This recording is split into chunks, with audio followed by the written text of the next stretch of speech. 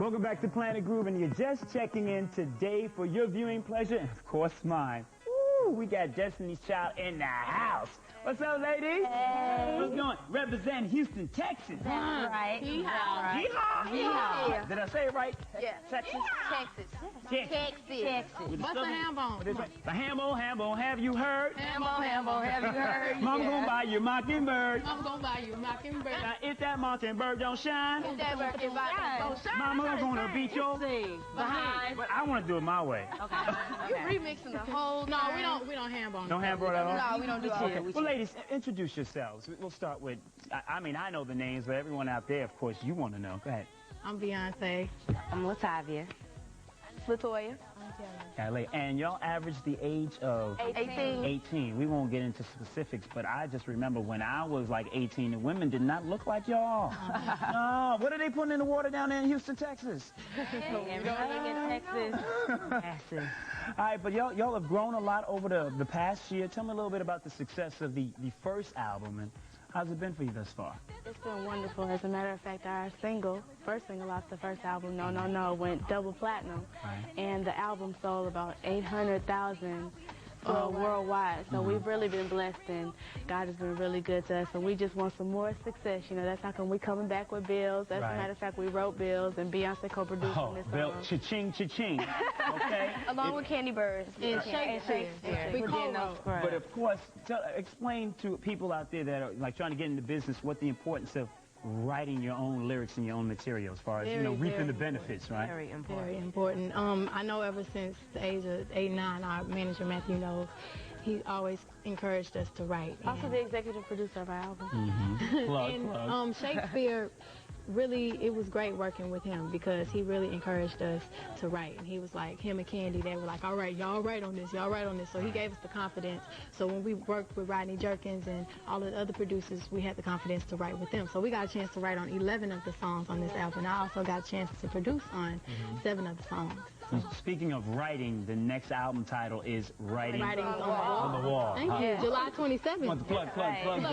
All right. But of course, we're going to need some of the, some help from the people out there, because we want to know what your next single is going to be. Do you have any idea? No. Maybe everybody's help. Say My Name, Bugaboo. Well, we need everybody. All right, well, we need everyone's help, for everyone to help us with the next single. It's going to hit streets, and all you have to do is go on the BET website at www.msbet.com and vote for which song you like, all right? And possibly...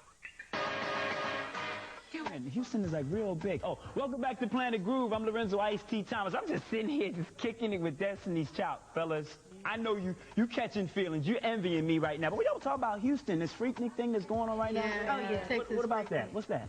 Is that like Atlanta's Freaknik? Yeah, but it's kind of different. People don't come like from everywhere in the United States, to Houston like they do Atlanta. It's just like Houston getting together, and there's different kind of parties going on. It's a Kappa party, an Alpha party. Right. It's a big thing in the park, and there's people performing. I think, what's his name? Jubilee came down this year. Okay. And Shamar Moore and Nia Long came down this year. Now, do y'all, from experiences like relationships, partying, Freaknik, do y'all put a lot of that together as far as your concepts for the album, or you write from your experiences, right? This album, as a matter of fact, this album is very personal. It's from like our experiences along with experiences of like family members and close friends that we've actually gone through their problems with them. So this album is very personal, and when we wrote on the album, it was like a big conversation. We just sat down at the studio and we just talked about what we wanted to talk about, and it was so stress-free. It just went by, and we recorded the album in like 2.5 months. Kind of like relieves that stress when you can put that pencil to the paper and express from your, from your experiences. So I guess, a lot of tracks on the album have a lot to do with that and those experiences, and the producers also have to feel that same emotion too. Who helped you produce on this album? We got Missy Elliott. Big shot to you. Yeah, Missy. Represent B-Town. B-Town. No doubt. She represents VA. Who else? Also Rodney Jerkins. Of course, Shakespeare and Candy, Birds from Escape. Daryl Simmons. Chad Elliott. Immature. We got Immature? Yeah, hooked it up, y'all. We're real Wow. Also, we got it. Bro from Atlanta also. And a duet with Next. And they make their cameo. They hot. Yeah. What's y'all gonna perform later on, right? Yes, can't wait. Bills. Yes. That joint is hot. Thank you. I mean, we could go. Say my name.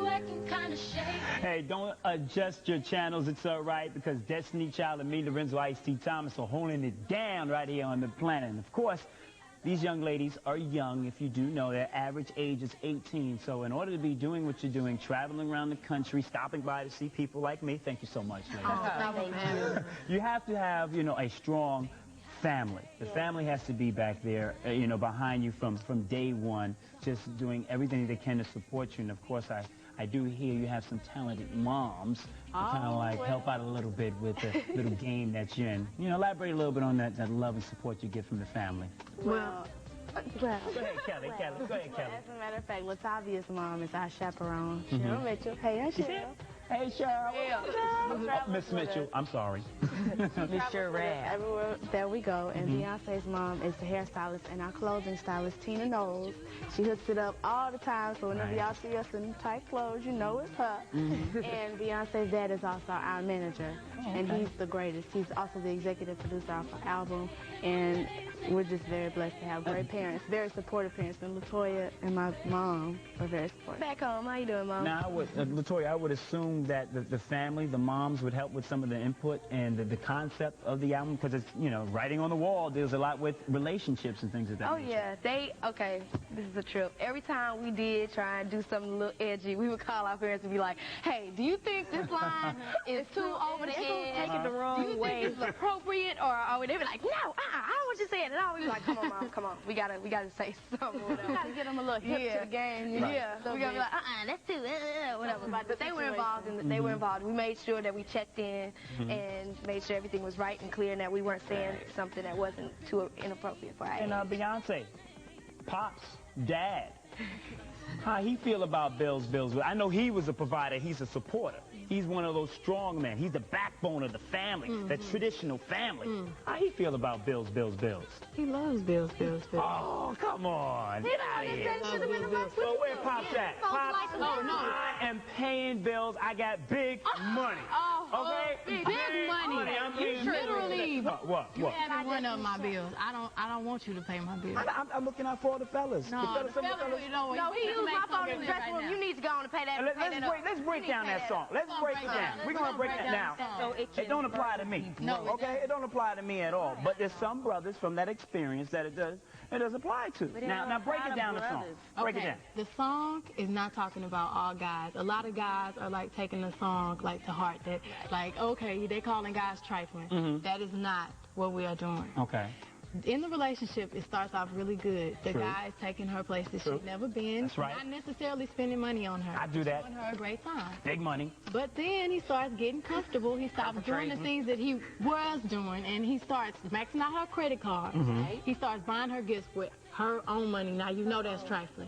Running up her phone bills, perpetrating in her car. So the girl is like basically telling the guy to pay back the bills that he has run up.